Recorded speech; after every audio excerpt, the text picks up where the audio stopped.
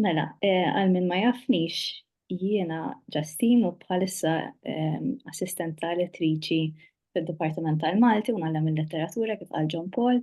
Nieħu gost nara f'żewġ ismijiet li kienu studenti tiegħi u allura nieħu pjaċir li għadhom ma xebgħux minni.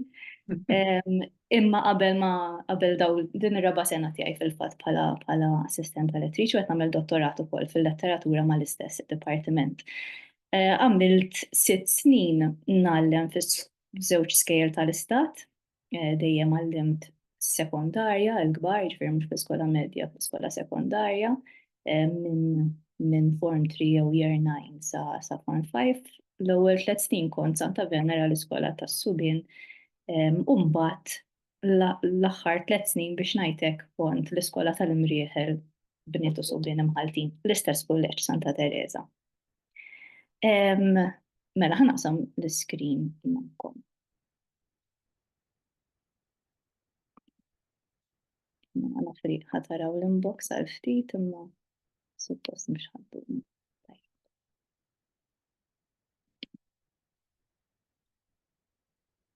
Mela, l-screen qed taraw biex hekk immaġini. Tajjeb, okay.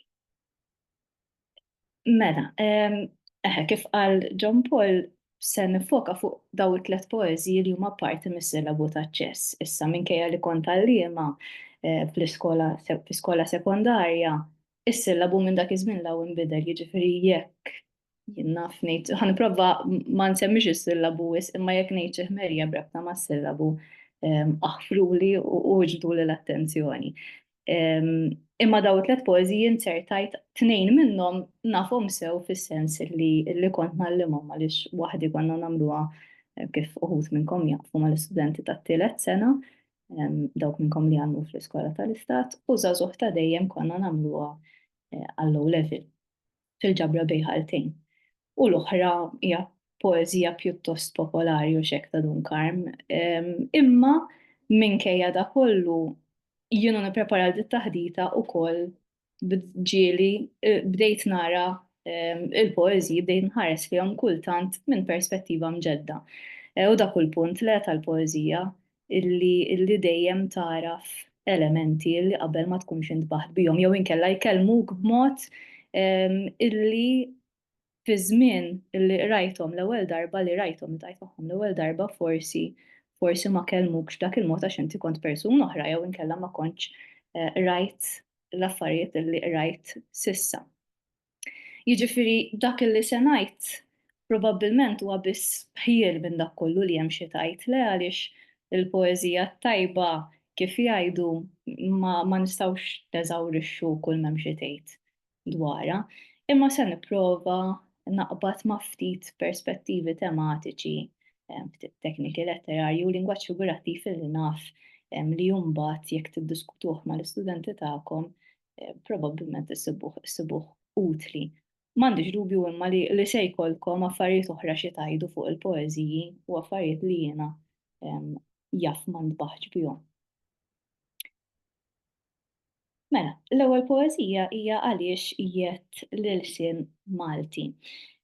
Forsi l-istampa li għażilt screenshot li ħadd tal-gazzetta Il-Ħabib mhijiex l-iktar għażla ovvja fis-sens li din il-poeżija ma deritx fil-ġurnal Il-Ħabib għaliex ħarġet ġiet ippubblikata l-ewwel darba fil-ġabra ta' Giuseppe Bonnici, fil-ġabra li ħareġ Giuseppe Bonnici tal-poeżiji ta' Dunkarm. Imma għażilt illi nirrappreżenta hawnhekk stampa mill-gazzetta għaliex Dunkarm kif tafu intom għal ħafna snin kiteb bit-Taljan u xekk u kien biss meta għalaq l-40 jew l-41 sena illi beda jikteb bil-Malti u beda jikteb bil-Malti bis-saħħa ta' dal-ġurnal. U hemmhekk għandkom screenshot ta' l-ewwel poeżija illi kiteb bil-Malti blan għaliex dan il-ġurnal twieled biex ngħidu hekk blan illi joffri liż-żgħażagħ spazju biex jaqraw letteratura li tintereshom u li minnha u artikli li minnhom jitgħallmu xi ħaġa. Il-titlu għalija huwa interessanti għaliex speċjalment is-sottotitlu fil-verità, jett l-isim Malti, aħna meta nitkellmu fuq il-jeddiet, inkunu qed nitkellmu fuq id-drittijiet u xek, mhux id-dmir, għandek il-jett u dmir mela id-dritt u id-dmir. U allura kważi kważi meta taqra dritt l-ilsien Malti, id-dritt tal-ilsien Malti, tibda taħseb imma l-ilsien Malti il-lingwa għandha id-dritt mhux il-bniedem għandu dritt u xek mhux l-annimali, forsi llum il-ġurnata, nitkellmu dwar id-drittijiet tal-bnedmin, id-drittijiet tal-annimali, imma id-drittijiet tal-lingwa. Imma naħseb meta naqraw il-poeżija anki għaliex l-ilsien Malti huwa personifikat matul il-poeżija kif se naraw nifhmu li għal Dunkarm tant huwa xi ħaġa importanti, tant huwa parti mill-identità tiegħu anki jekk għal xi żmien għaliex dik kienet id-drawwa kien jikteb bit-Taljan għaliex kienet il-lingwa uffiċjali u xek tal-pajjiż, kiseb importanza kbira meta mbagħad skopra anki il-ġmiel tiegħu. Fil-poeżija, apparti li l-lingwa kif se naraw hija personifikata, fil-poeżija jindirizza, u xek bl-apostrofi jindirizza lil xi ħadd u xek lil qarrej. Għandek il-pronomi diretti memużin u xek fommok u ħajtek u qalbek. U għandek ukoll il-verbi fit-tieni persuna. Naħseb illi forsi rridu nikkwalifikaw ftit ukoll din l-apostrofi, rridu nikkwalifikaw ftit dan l-indirizz għaliex qed jindirizza donnu lil xi ħadd li jaf sew, kważi b'kunfidenza żejda. Le, jgħidlu sfajt li ħiedi, meta mbikki rajtek, inti Malti hija. U allura kważi hekk it-ton nistgħu narawh bħala ton ta' familjarità u xekk iswed jitkellem ma' xi ħadd li jafu li huwa komdu miegħu jew magħha. L-istess jien nistgħu forsi narawh ukoll ton ftit arroganti. Le għaliex bħali kieku qed jippretendi illi jaf kollox dwarna u xekk jaf meta konna kuntenti, jaf meta konna imdejqin u qed ifakkarna fid-dmirijiet tagħna illi nirrispettaw il-lingwa tagħna. Suġġett ma tridx wisq biex taqbdu u xekk anki kieku m'għandniex is-sottotitlu li jgħidilna li s-suġġett tal-poeżija huwa il-lingwa u xekk, imma il-lingwa tieħu ismijiet differenti fil-poeżija l-ilsien li tagħtek. Ommok Maltija kienet l-ewwel kelma bil-Malti tkellimt tifel daħkani l-ilsien ewlieni mela l-ewwel wieħed u xekk l-ilsien nattiv, l-ilsien li bih int Malti sewwa. Mela dak li għamlek Malti prattikament qed jgħidulna dak li għamilna Maltin huwa ilsienna hija l-lingwa tagħna. U tant hija importanti għalih, skużani, tant hija importanti għalih il-lingwa illi jippersonifikat tieħu personalità kważi. L-ilsien illi qisu ħabib tagħna kiber magħna huwa xi ħadd ta' ġewwa, xi ħadd illi nafu sew, xi ħadd illi huwa l-qalbna u li allura m'għandniex nagħtuh darna. Kif kollna forsi nelaboraw ftit is-suġġett iżjed milli l-ilsien Malti huwa l-ilsien Malti f'konfront ma' lingwi oħra.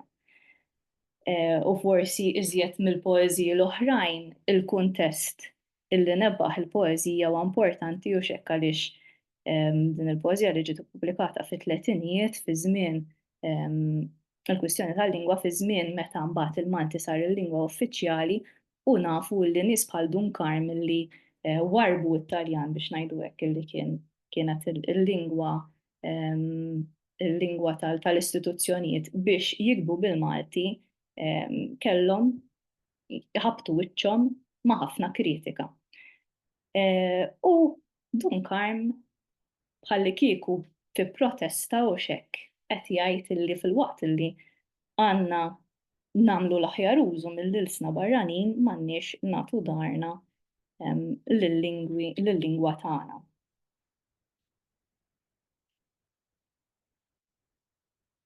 Minkejja li għandna il-mistoqsijiet f'din il-poeżija, għandna l-mistoqsija li tiftaħ biha l-poeżija għaliex tarmih il-sien li tagħtek ommok u titlef għaqlek wara l-sien barrani.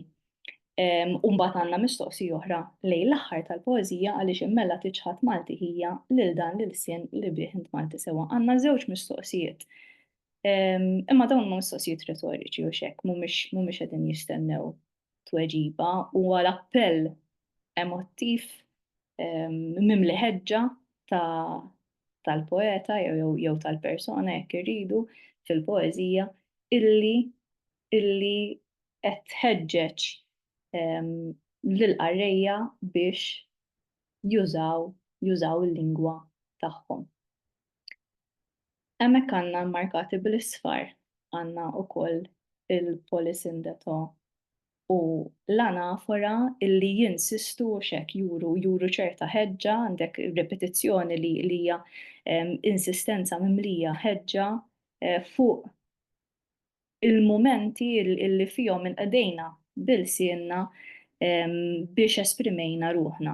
Għal Dunkarm mela il-Malti u xekk il-lingwa hija marbuta b'mod sfiq mal-emozzjonijiet tagħna mal-iktar mumenti intimi tagħna u għalhekk m'għandniex nagħtuha darna. Issa forsi poeżija bħal din speċjalment fi żminijiet tal-lum mhux hekk mhijiex l-iktar poeżija faċli biex nagħlmu, speċjalment għaliex is-sitwazzjoni llum il-ġurnata m'għadix dik li kienet ħafna snin ilu. L-isfidi li kellhom ħafna snin ilu, issa huma issa speċi ħadu libsa ġdida u xekk huma sfidi differenti ma' xorta huma sfidi marbuta mal-lingwa. Għaliex illum il-ġurnata nafu li dan id-diskors tal-poeżija illi fih Dunkarm jitkellem mal-qarrejja u xekk fuq l-sien illi tatna omna u jiġbor lil kulħadd fl-istess keffa biex ngħidu hekk bħala ħutu sens metaforiku u xekk għaliex għandek il-metafora tan-nazzjon, il-Malta hija l-om u l-uliet biex ngħidu hekk huma il-membri tal-poplu Malti, imma fl-istess jien nafu li llum il-ġurnata dik il-metafora ma taħdimx daqstant u xekk għaliex fil-klassijiet intom tafu iktar minni għaliex anki f'4 snin is-sitwazzjoni inbidlet jaf ikollna studenti li dan mhuwiex l-sien li tagħthom ommhom jew inkella anki jekk tagħtulhom illum il-ġurnata huma bombardjati iktar minn il-sna oħra minn il-sien ieħor. Imma naħseb din id-differenza biex ngħidlek toffri anke spunti għad-diskussjoni u ma naħsibx li għandna nibżgħu milli b'sensittività u x'hekk niddiskutu ċerti aspetti fil-klassi bħal kuntest illi fih twildet il-poeżja u kif inbidel. Ir-relevanza ġdida għaliex ma naħsibx li hija poeżija irrelevanti, imma naħseb li r-relevanza tagħha trid tiġi interpretata f'dawl ġdid. Ir-relevanza tagħha allura tista' tkun ukoll spunt għad-diskussjoni. Id-diskors dwar l-identità forsi jekk minflok il-lingwa Maltija impoġġu lingwa materna oħra u xekk fil-każ ta' studenti li huma barranin pereżempju jew li ilhom jitalmu l-Malti imma l-lingwa materna tagħhom mhijiex il-lingwa Maltija, xorta waħda naħseb illi tista' tappella l-istudenti illi jippruvaw ma jwarbux il-lingwa tagħhom li jridu jintegraw u xekk mingħajr ma jwarbu il-lingwa illi twildu fiha biex ngħid hekk. Fl-istess ħin naħseb illi punt ieħor interessanti huwa il-punt tal-protesta u xekk il-protesta permezz tal-kitba. U il-kitba hija mod wieħed, il-kitba kreattiva hija mod wieħed kif nistgħu niddefendu dak li huwa l-qalbna. Ovvjament hemm modi oħra u llum il-ġurnata nittama almenu li l-istudenti tagħna huma familjari ma' movimenti ta' protesta u ma' forum differenti ta' protesta u ta' arti ta' protesta biex ngħidu hekk. Biex nieħu spunt ċkejken biografiku ieħor din is-silta ħatta mill-ktieb ta' Oliver Friġġieri li jismu Dunkarm ħajja u karattru u Dunkarm ċoe il-ktieb ta' Oliver Friġġieri jismu Dunkarm ħajja u karattru u Oliver Friġġieri dwar Dunkarm jgħid fit-taqbida lil Malti ma ħareġ jiġġieled fil-beraħ u jingħad li lanqas kien jinqala wisq biex jaqbes għall-għaqda tal-kittieba tal-Malti fil-miftuħ. Ma ninsewx li Dunkarm kien it-tieni President tal-għaqda tal-kittieba tal-Malti li mbagħad saret l-Akkademja tal-Malti. Il-ħidma ta' Dunkarm seħħet bis-saħħa tal-kitba għaliex kien jemmen li l-poplu jinġibed l-iżjed lejn il-Malti meta jirnexxielu jaraf iż-żbuħija tiegħu bil-kitba letterarja. Mela il-protesta ta' Dunkarm kienet il-protesta letterarja permezz tal-kitba. Imma s-suġġett ma kienx il-letteratura speċifikament imma kien l-ilsien Malti f'dan il-każ u xekk id-dritt jew id-dmir anzi illi nitkellmu il-lingwa li għal ħafna żmien kienet lingwa tal-kċina u li għal ħafna żmien kellha tiġġieled kontra lingwi ħafna iżjed b'saħħithom.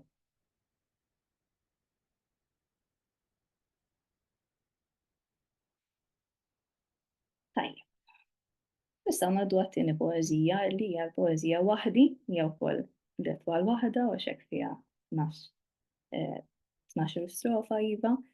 Għażilt l-aktar kelmiet illi jidhru fil-poeżija. Il-poeżija tuża ħafna t-teknika tal-anafora x'hekk ir-repetizzjoni.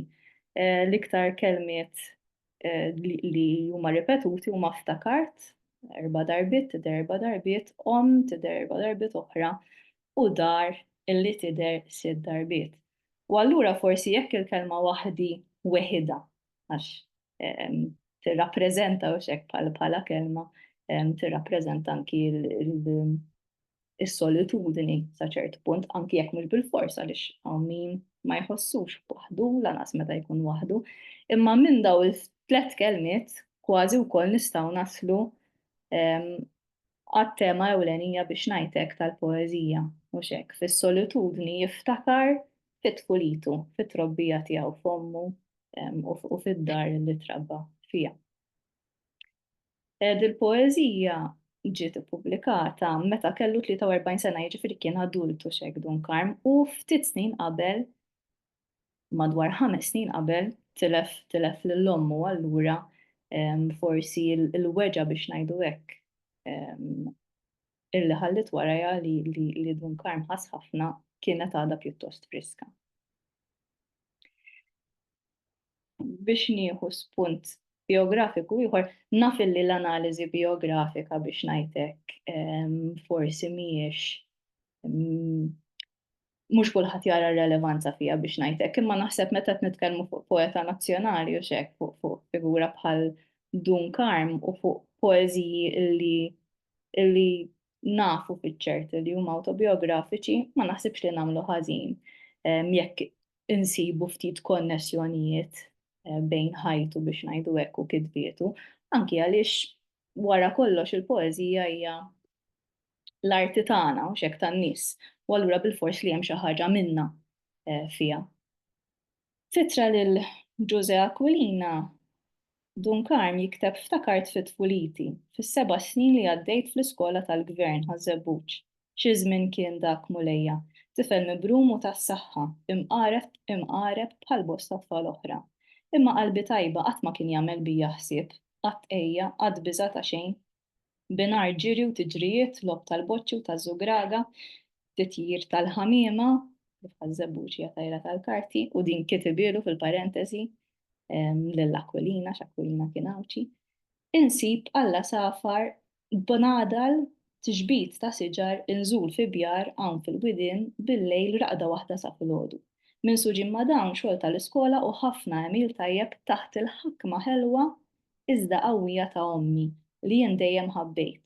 Hemm minni lill-ommi qatt mettilha le. U anke minn daw il-ftit linji u xekk illi fakruni ħafna fil-poeżija waħdi, fil-fatt.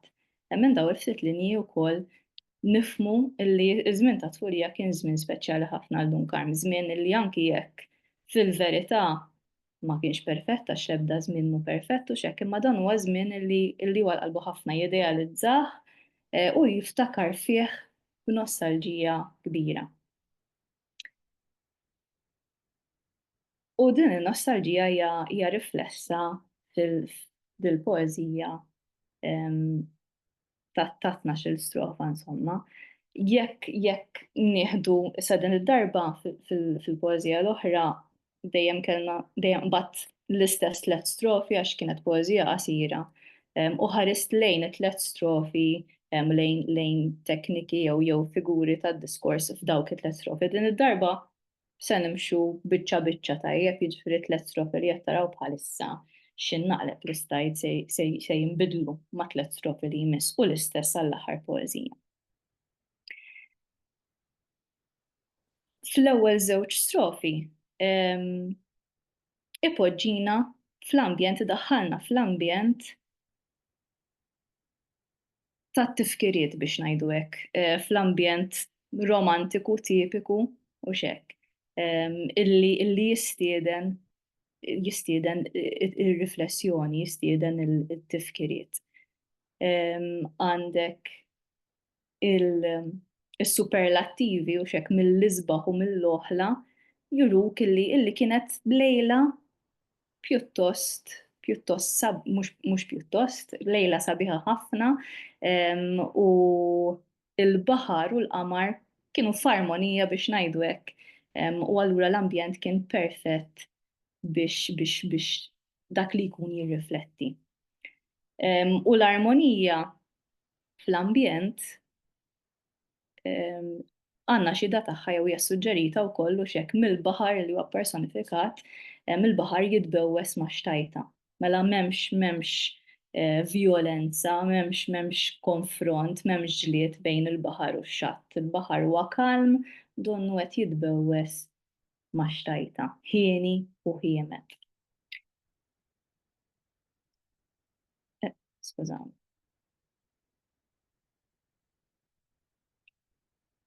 Ġera ħsiebi hija personifikazzjoni oħra u naħseb nagħtiha ftit importanza għaliex bħalli kieku s-suġġeriment huwa li ma kienx qed jippjana u x'hekk li jaħseb fuq tfulitu, imma l-ħsieb kważi ħal ħajja u ġera ħadu u x'hekk lejn it-tfulija tiegħu kważi b'mod awtomatiku fil-kwiet jaħseb fit-tfulitu. U għandna l-anafora meta kollox u safi meħtija meta kollox ma' qalbna jinġib illi tinsisti tenfasizza fuq in-nuqqas, tenfasizza n-nuqqas ta' ħażen u n-nuqqas ta' diffikultà f'dan iż-żmien illi għalih huwa żmien ta' innoċenza u kuntentizza kompluti. Mela t-tifkiriet ta' tfulija bħalma jiġdu anki bħalma tixet anki l-ittra illi rajna ftit ilu huwa żmien għal qalbu ħafna.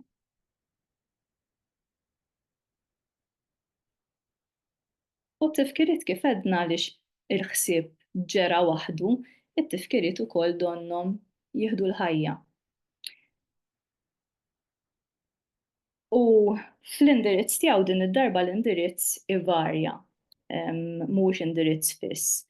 Jitkellem jindirizza lil dak kollu li jitfaċċa fil-memorja tiegħu, jindirizza lis-siġar, ftakart fikom ja siġar, jindirizza lil Ġonna, ftakart fikom ja Ġonna, iżjed il-qudiem jindirizza wkoll lil sħabu, ftakart fikom subbien qalbiena, lil daru ftakart fik ja dar ħienja u sabiħa, jindirizza lil dak kollu illi jiftakar fih. Għaliex dawn huma tifkiriet tant ċari, tant ħajjin illi bħalli kieku qegħdin quddiem għajnejh u qed jitkellem magħhom.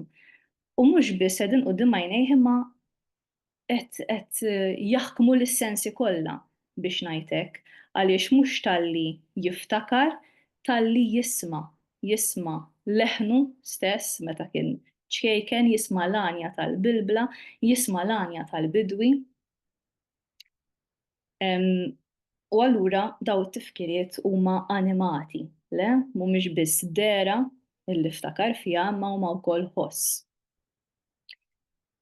Nittarraf, nixxabbat, niġġerra huma tliet verbi illi jindikaw sens ta' avventura u xekk kien tifel mimli ħajja, moħħ irrieħ, l-azzjonijiet huma azzjonijiet li mhumiex ikkalkulati u xekk jittarraf, jixxabbat. Kieku kien jibża żgur li ma kienx se jittarraf u jixxabbat, imma kien moħħ irrieħ u xekk it-tfulija tiegħu kien żmien mingħajr inkwiet. Fil-fatt in-nuqqas ta' inkwiet huwa enfasizzat anke bla nafora, bla ma naħseb, bla ma nqis. Għandek enfasi fuq in-nuqqas ta' ħsibijiet u inkwiet. Il-biża' ma jeżistix prattikament. Bart u sħana ma jinkwetawx.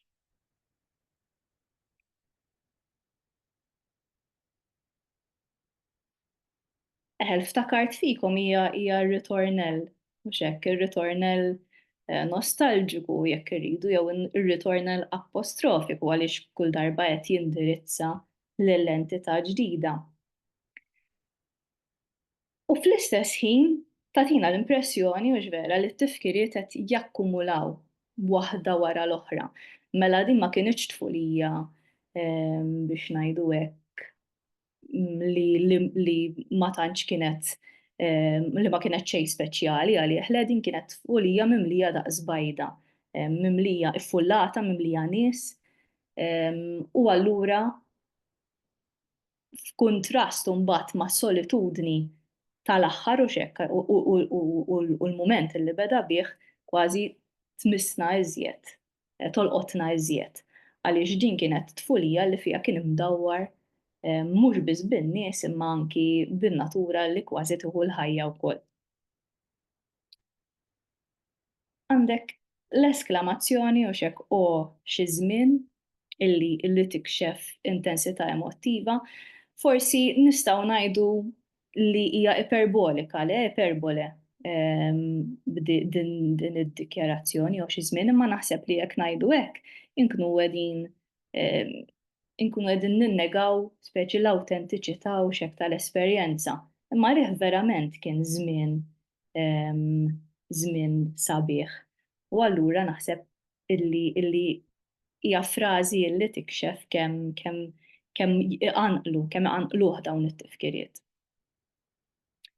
U għandek anke similitudni u xekk u fis-sema kont qisni ninsab mela bħalli kieku kien iħossu qiegħed fis-sema bla rbit, kważi mhuwiex marbut mal-art imma jtir jiġri fis-sħab.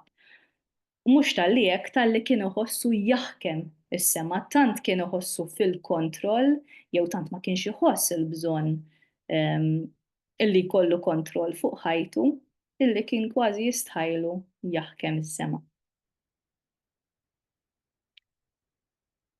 Mbagħad għandna l-anafora u xekk dar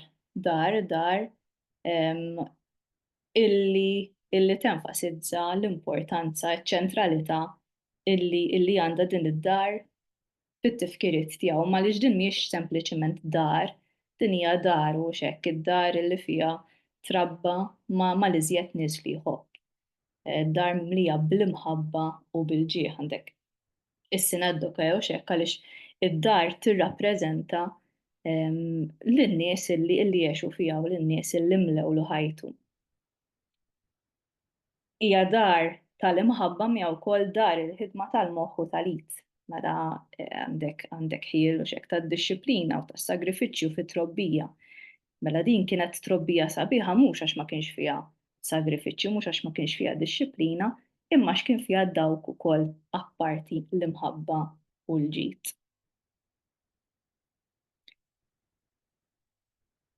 Issa għalija l-istrofa li ġejja l-istrofa dwar l-om hija interessanti għaliex kontrast ma l-istrofi l-oħra li fihom indirizza indirizza lil sħabu, indirizza lil daru, lillhom hawnhekk ma jindirizzajiex li hawnhekk m'għandniex l-indirizz, m'għandniex l-apostrofi li kellna qabel. Lanqas isejħilha ma, le jew inkella jahom bħalma jsejjaħ lis-siġar ja siġar, jew lil sħabu ja subien u xekk. Imma kważi jurja qima.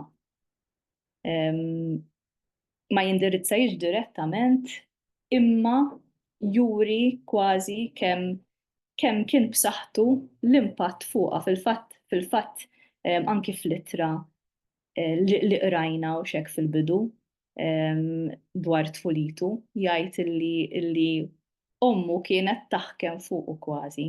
Allura hemm dan ir-rispett din il-qima kważi kważi u jaħkem is-sema imma ommu taħkem fuqu.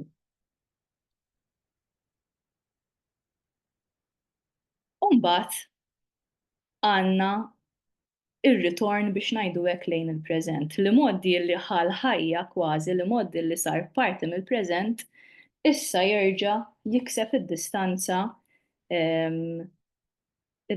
li jimmerita fil-verità għaliex li moddi huwa l-passat imma t-tifkira ovvjament hija fil-preżent. U l-preżent huwa differenti ħafna minn dak li jiddeskriva sissa. Mhux vera għaliex il-preżent huwa mimli dieqa rappreżentat anki fid-dema taħraq daqs xrara tan-nar. Is-similitudni li tissuġġerixxi li emozjonalment huwa muġuħ huwa mdejja. L-aħħar strofa toħodna lura lej il-bidu xekk u tfakkarna kważi qiswed jiftakaru nnifsu illi li moddi issa għadda u maċċem traċċi tiegħu ħlif f'tifkirietu. Imma fl-istess ħin toħodna anke fil-post minn fejn beda u xekk f'xatt il-baħar taħt qamar tal-fidda sibni waħdi fuq xifer il-blat. U dan ir-ritorn lejn ir-realtà kifra tal-preżent iġelni naħseb ukoll il-frażi xifer il-blat iġelni naħseb fi frażi li ltqajna magħha titilu xekk iktar kmieni fil-poeżija xifer il-bejt u xekk bit-tajra fuq ix-xifer tal-bejt. Ix-xifer ħafna drabi jirrappreżenta l-periklu u xekk. Ifakkarna fil-biża forsi illi għandna illi naqgħu.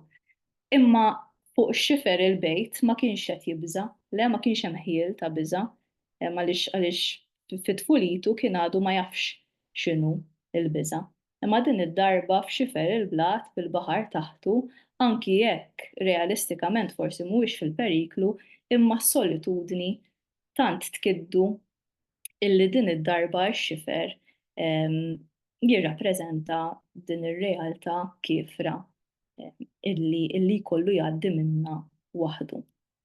Issa li niesu m'għadhomx parti minn ħajtu. Okay.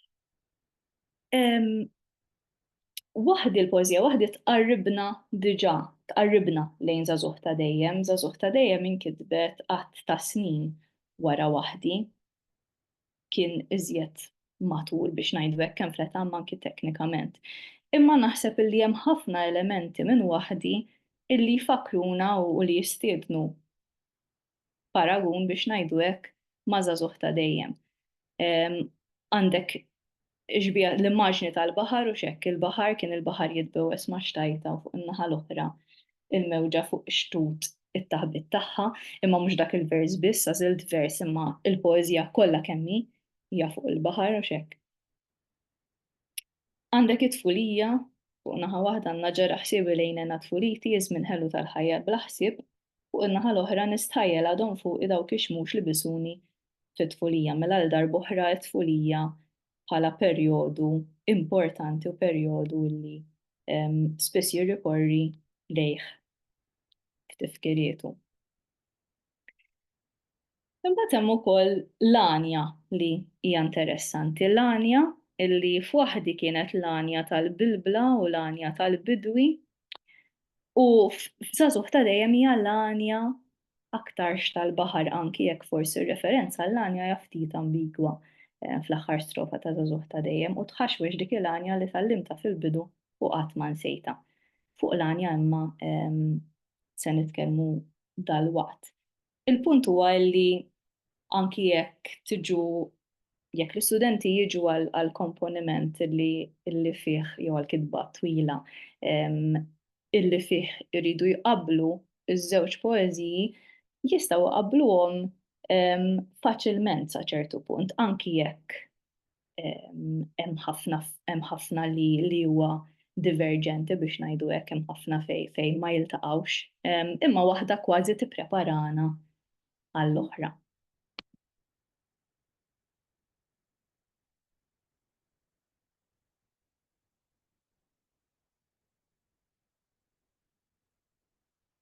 Ok. Mela l-darb'oħra għandna tluq il-poeżija titlaq fuq nota nostalġika mhux hekk nota li hija riflessiva wkoll. Nistħajjel għadhom fuq dawk ix-xmux li bisuni fit-tfulija. Mela għal darb'oħra għandna it-tifkira ta' tfulitu u għandna il-verb bisuni u xekk li jippersonifika xmux mhijiex xemx waħda illi bisitu fit-tfulitu huma ħafna xmux. Xmux illi aktar jirrappreżentaw il-mument sbieħ fajtu manki n-nies sbieħ illi kienu parti minn tfulitu. U naħseb illi il-verb bisuni jikkontrasta sew mbagħad mal-verb tħarbex u xekk. Waħda hija azzjoni ta' tenerezza, il-bewsa li ma tweġġakx u xekk li ma tigirfekx, u mbagħad l-oħra tħarbix li huwa ħafna iżjed biex ngħidu hekk ħafna iżjed li mmarkak ħafna iżjed u li forsi jinkwetak iżjed, ikibdek iktar. U fil-fatt it-tħarbix bħalma il-bewsa hija tax-xemx jew tax-xmux it-tħarbix huwa ta' żmien. Iż-żmien jew is-sikka ta' żmien illi tħarbex fuq ġbini ir-radda tax-xuħija, is-sinjal tal-moħħriet u xekk illi minflok huwa fleli huwa fuq il-moħħ biex juri s-sinjali ta' żmien illi għadda. F'din il-poeżija wkoll in-natura hija personifikata bħalma kienet ippersonifikata fil-poeżija waħdi, għandna x-xmux, għandna il-balluta, il-baħar li it-titlu jirreferi għalih u xekk il-baħar li huwa żagħżugħ ta' dejjem. U naħseb il-personifikazzjoni tissuġġerixxi wkoll il-qrubija u xekk tal-poeta man-natura. U fil-fatt jidentifika mal-balluta it-tfajjel illi kiber u li issa qed jersaq lejn ix-xuħija jidentifika mal-balluta illi bħalu jara għandha passat u għandha storja illi bħalu iż-żmien ma jaħfirilix mhux hekk għaliex iħalli effett fuqha u li bħalu tixjieħ.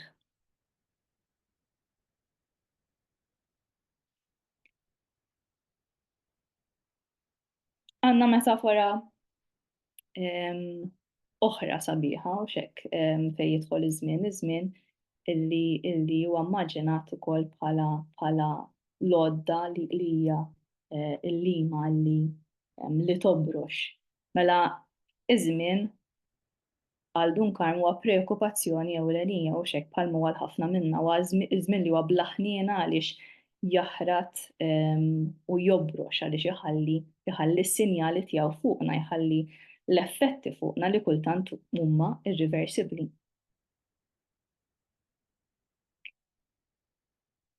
Għal darb'oħra għandna l-apostrofi u l-personifikazzjoni tal-baħar, mhux hekk il-baħar jindirizzah imma il-baħar mhuwiex bħalu.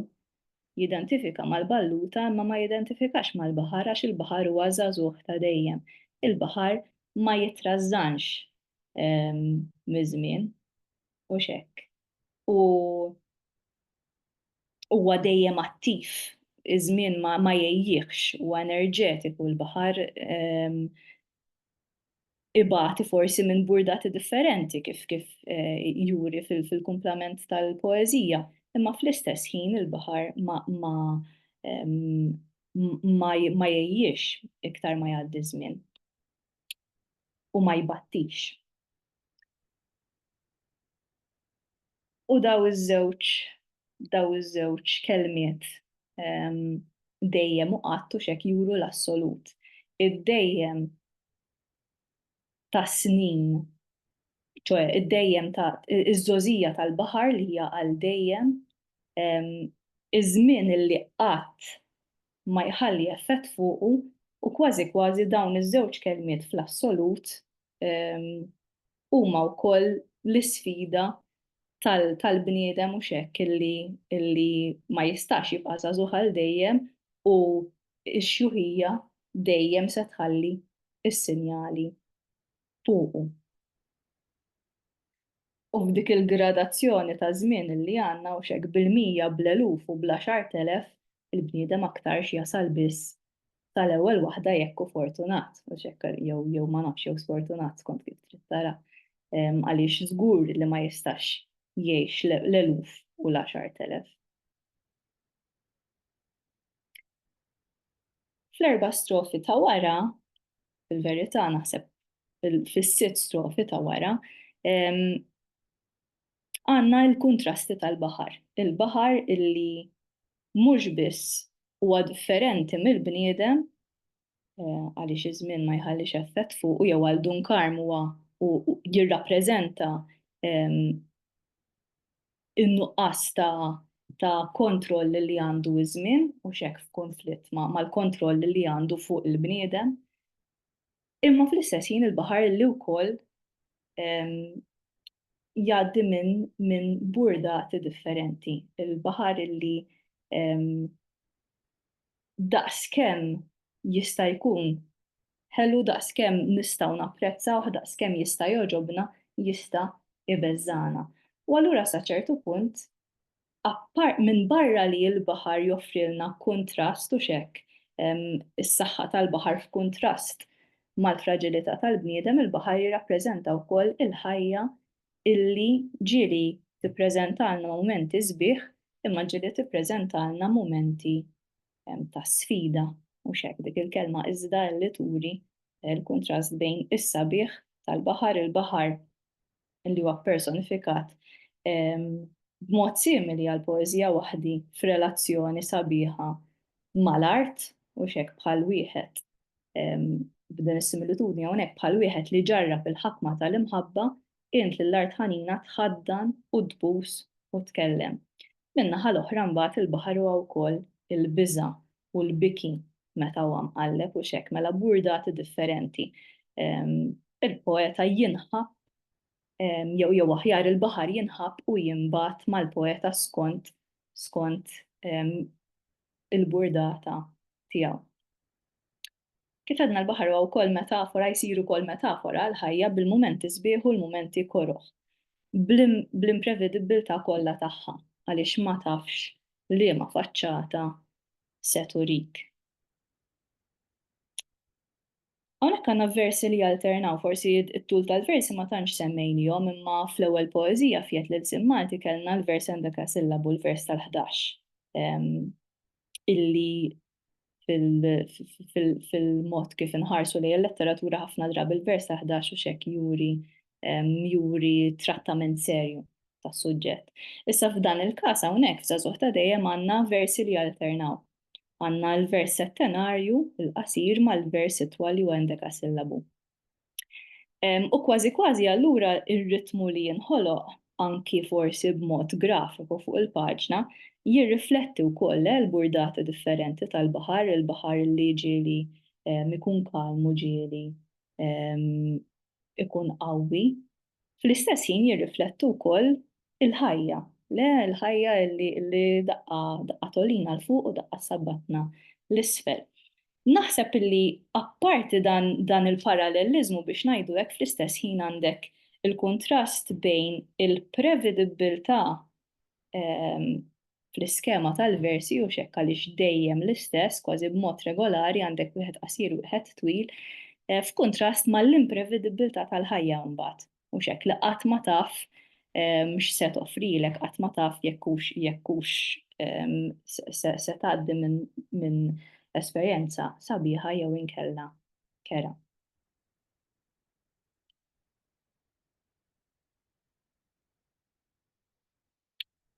L-aħħar mill-aħħar imma minkejja li bħalli kieku qed jiddibatti jekk il-baħar jogħġbux jew inkella jbeżżawh fl-aħħar nett jiddeċiedi jasal għal konklużjoni illi l-baħar jogħġbu. U jekk se nibqgħu mal-idea, jekk se nżommu mal-idea li l-baħar huwa metafora anke tal-ħajja u x'hekk, mela allura b'estensjoni nistgħu ngħidu illi bħalma l-baħar jogħġbu minkejja illi ġili jbeżżaw l-istess il-ħajja u xekk il-ħajja illi toffrilna minn kollox imma fl-istess ħin il-pjaċir illi għandna biha bil-ħajja stess u xekk għaliex toffrilna l-ikraħ imma toffrilna wkoll is-sabiħ u allura dik forsi hija l-konsolazzjoni tagħna għaliex l-ikraħ nittamaw illi ma jisbuqx is-sabiħ. Naħseb li l-aħħar strofa hija verament interessanti għaliex għandna l-allitterazzjoni u xek tal-b u x-tilab werqa tal-alka jew sebak timbex xibebbux fil-bejta u tħaxwex dik il-għanja li tal-limta fil-bidu u qatt ma nsejta. U kważi kważi l-bewx joħolqu xek dal-ħoss tal-baħar il-ħoss tal-mewġ. U jekk se norbtu dal-ħoss li jinħoloq fl-aħħar strofa mal-għanja illi tal-limta fil-bidu u qatt ma nsejta, l-għanja forsi tista' tirrappreżenta dak illi jfakkarna il-baħar u xekk li l-ħajja se toffrilna mumenti kalmi, mumenti sbieħ imma wkoll mumenti li huma ftit iżjed diffiċli. Allura forsi dilanja hija s-sigriet tal-ħajja dejjema li jafu l-baħar biss, imma b'mod impliċitu u xek is-sigriet kważi jinkixef għax jekk din l-għanja hija l-ħoss tal-baħar u dak illi fl-aħħar nett il-baħar ifakkarna u xekk il-wens ta' ħajja mżewqa, allura forsi għandek ir-rassenjazzjoni jew inkella l-konvinzjoni illi hemm ħafna x'napprezzaw fil-ħajja, hemm ġmiel illi jsaħħarna. U l-għanja tista' tirrappreżenta wkoll dan il-ġmiel.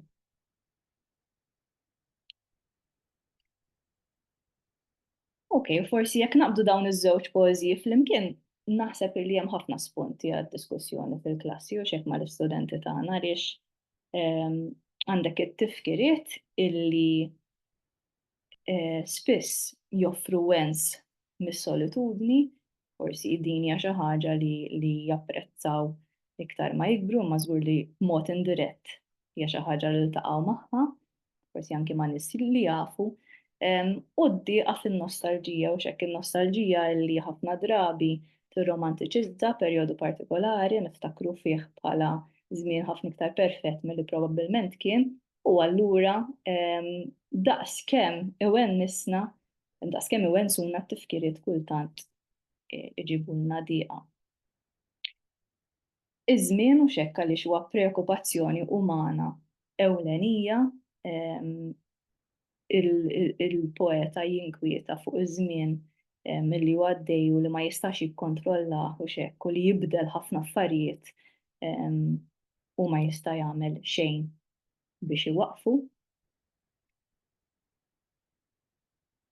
U anki fuq l-idea li fil-poeżija ta' Dunkarn imma anke f'poeżiji oħrajn, speċjalment poeżiji tal-perjodu romantiku, poeżiji oħra li għandhom fil-ġabra mart fil-folja u li jistudjaw, in-natura ħafna drabi mhix sempliċement is-suġġett u xekk imma hija mezz ta' kif nirriflettu fuq suġġett ieħor. Mela ħafna drabi għalmenu f'daw iż-żewġ poeżiji Dunkarm jitlaq minn natura imma aktarx jirrifletti fuq il-ħajja u xek fuq il-fragilità tal-bniedem u fuq l-emozzjonijiet tal-bniedem u dak u t-tiġrib illi jgħaddi minnu. Tajjeb, jiena minna ħatijaj fil-fattet nara li sar il-ħin minna ħatijaj dak kollox ma nafxemx xi mistoqsijiet jew kummenti. Dawn huma xi referenzi l-aħħar waħda hija l-filmat tal-professur Adrian Grima li jitkellem fuq id-disa minna li għad-disa ċiklu ta' disa poeziji li hemm femmart fil-folja imma li nafissa li tlieta biss huma fis-sillabu imma dak iż-żmien meta kien taħdita kienu għadhom bil-ħsieb li jinkluduhom kollha. U tlieta l-oħra, hemm ħafna ovvjament x'taqra, imma t-tlieta l-oħra huma minn fejn anke ħadd xi kwotazzjonijiet tal-ispunti biografiċi.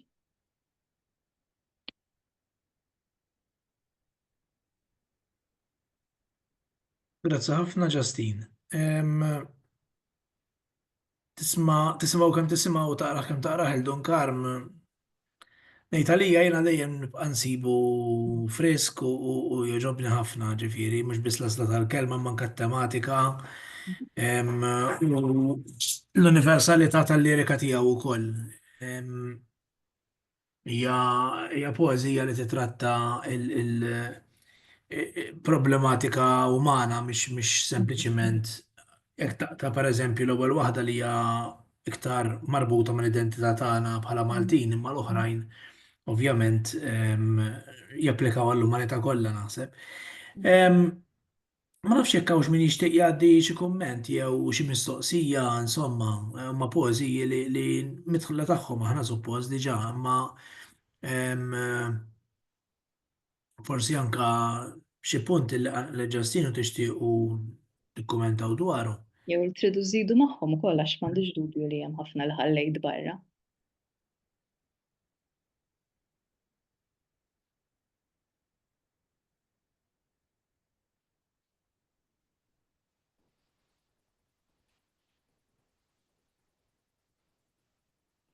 Forsi anki fejn jidħol tqabbil, le għaliex intom familjari iżjed minni mal-poeżiji l-oħrajn illi hemm fis-sillabu, allura nafu li mistoqsija għal-kitba fit-tul tista' tkun marbuta max-xogħol ta' Dunkarm.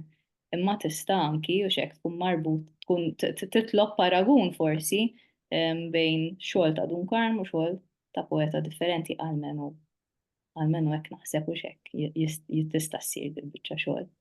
Li jitolbu paragun bej xogħol ta' poeta u xogħol ta' poeta differenti. Għaliex Dunkarm biss għandu 3 poeżiji, l-oħrajn kollha għandhom poeżija waħda. Ġifieri forsi fejn jidħol paragun intom tistgħu tajdu iżjed minni hemm daw il-poeżiji li ma punti minnhom jistgħu jitlaqgħu ma' poeżiji oħra.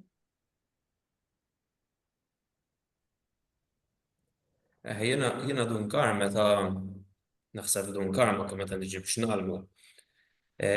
Lill-istudenti nipprova nagħtihom toma żgħira, ma toma sieħa fil-verità ta' romantiċiżmu.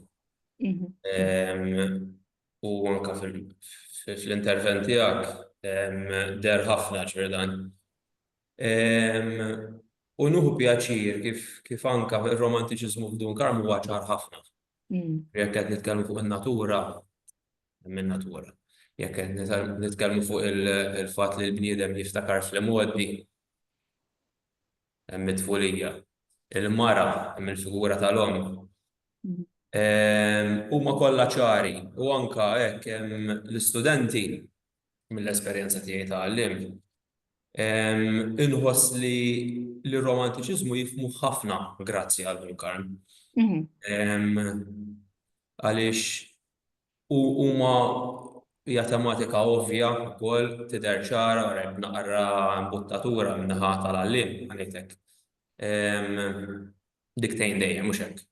Naħseb John Paul u anki għax Dunkarm biex ngħidu hekk huwa kważi il-fundazzjoni tar-romantiċiżmu lokali. U daw it-tlet poeżiji, il-fatt li għandhom tlet poeżiji ta' Dunkarm kif qed tajt inti, ilaqgħuhom jagħtuhom l-opportunità għax ilaqgħuhom ma' aspetti differenti tar-romantiċiżmu. Jekk huwiex il-patriottiżmu fejn tidħol il-lingwa u fejn tidħol l-identità, ma mbagħad anke n-natura u l-mod kif in-natura tqanqal riflessjoni fuq il-ħajja. Jiġifieri naqbel miegħek jekk jaħkmu biex ngħidu hekk il-poeżiji ta' Dunkarm ikunu kapaċi jirriflettu ħafna fuq ir-romantiċiżmu il-qudiem forsi poeżiji oħrajn. Nara toħroġ ħafna wkoll jiena fil-żewġ poeżiji waħdi u żagħżugħ ta' dejjem. F'waħdi naħseb toħroġ ħafna għalmenu hekk nara jiena joħroġ ħafna sens ta' prekarjetà. Xifer, nwasal sa xifer ġvijef għada prekarja u l-ħajja tal-bniedem, situazzjoni umana hija prekarja. U naħseb illi toħroġ ukoll fil-poezija żagħżugħ ta' dejjem ta' ġiblek il-baħar jilab l-ġfien. Li il-baħar huwa preżentat kważi bħala xi ħadd kapriċċuż li jagħmel li jfettillu, jagħmel li jrid għax ħadd ma jista' li laqqas iż-żmien. Jien aktar mill-li nara l-Dunkarm jidentifika lilu nnifsu mal-ħarruba, nara iktar Mal-balluta. mal-balluta, nara iktar isu qiegħed lilu nnifsu bħala bniedem fi żvantaġġ magħha. Għax meta u kien għadu żejr din diġà kienet siġra matura. Illum għada bħalma kienet meta u kien żgħir u wasal diġà tħossu viċin it-tmiem. Ġifieri għandek il-ħajja tal-bniedem li hija qasira ħafna meta mqabbla ma' kwalunkwe kważi ħaġa oħra li jsemmihu. Il-balluta li tgħix ħafna ma finalment iż-żmien ukoll ħall il-marka tiegħu fuqha. Tal-Alpi li huwa jibes imma xorta il-żmien isib mod kif jimmarkah mal-baħar le. Ġifieri għandna qisu dak is-sens ta' crescendo naqra lines mal-baħar li ma jistaħatta lih laqqas iż-żmien. Isu il-bniedem huwa preżentat bħala l-iktar wieħed dajjef prekarju meta qiegħed tal-ħolqien, eżatt. Da punt tajjeb ħafna iva. Anki jekk il-bniedem llum il-ġurnata jirnexxielu jilab anki bis-saħħa tal-baħar le bil-bara. U b'tiegħu stess Tiegħu stess finalment, ekku, għaliex illum anke l-baħar qed jirnexxielna nirrovinaw insomma. Għaw xi kummenti ieħor? Kien hemm mistoqsija fuq il-karta tal-eżami, ġuri l-parentesi żgħira. Fuq il-karta tal-eżami. Issa l-karta tal-eżami tal-O level kif inhi issa. Bl-ewwel nett hemm żewġ partijiet għandek l-orali u l-parti miktuba. Tajjeb issa jien ħanitkellem biss fuq il-parti miktuba. Biex anke nagħtu kuntest il-Dunkarm fejn jidħol fil-karta. Għandkom hemm il-parti tal-kitba, tajjeb dik hija l-ewwel parti. U hija bbażata fuq 17 il-ġeneru differenti ta' kitba. Ġuri hemm l-intervista, l-ittri, hemm tliet tipi ta' ittri, tajjeb, ir-reċensjoni ta' ktieb ta' film, hemm 17 il-ġeneru insomma.